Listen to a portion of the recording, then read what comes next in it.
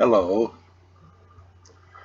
my name is Raymond Garchevsky, and I am a living Christ.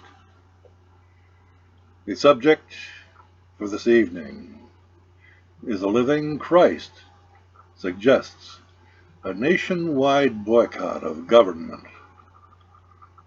It is time for people of America to wake up, to rise up, and retake their proper place as sovereigns, who are the creators of government, not its slaves. In truth, there exists in the realm of human consciousness God's law, which is do no harm, natural law, which is the law of nature, and man's law, the satanic law of the intellect. Man's law, which is the lowest form of law, is satanic law. It is bound in illusion and is the reason for hell on earth. It is the realm of dead fiction governing the lives of the robotically conditioned, civilized, living dead.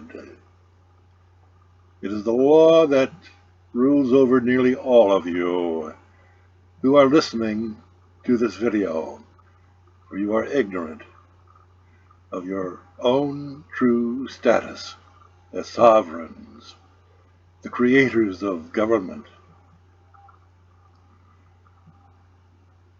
Your minds, via your conditionally conditioned intellects, have been co-opted by satanic elitists posing as legislators, judges, attorneys, and the like, with trickery, deceit, and imposed violence. It is the scam that has enslaved civilized man since the beginning of time, when satanic intellection was allowed to seduce man from the state of holistic, non-dualistic truth to the state of illusion of dualistic truth. All things dualistic create violence, confusion, and opposition. It creates hell on earth. It is satanic. Such a self-destructive energy requires institutions to control the behavior outcome of those who are afflicted by such adopted, conflicted mindsets. Hence, man's law has been adopted by such undiscerning consciousness, the consciousness of civilized men and women. All governments, police, armies, courts are fictions. They are not living entities. They have no power over any living man or woman. They are merely conceptual images entertained by those who have been cursed to live life at the lowest level of consciousness, the intellect. I, Raymond Ronald Garchevsky, this living Christ, this simple man of truth, exposed and stood down the courts of Oregon and Josephine County after they convicted, in both trials, their own juristic person, carrying a prison sentence of 40 years, of which I refused to accept. I did so with one fundamental question. Does a fictional court, administered by a fictional judge, have jurisdiction over any living, breathing, flesh and blood, sentient, natural man or woman?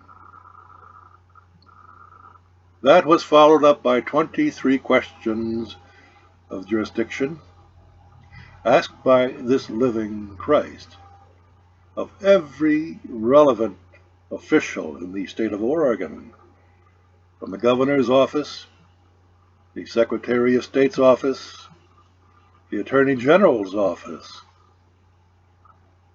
the state police, the county district attorney of Josephine County, and the state of Oregon, the bureaucrats who are acting on behalf of the state of Oregon and Josephine County.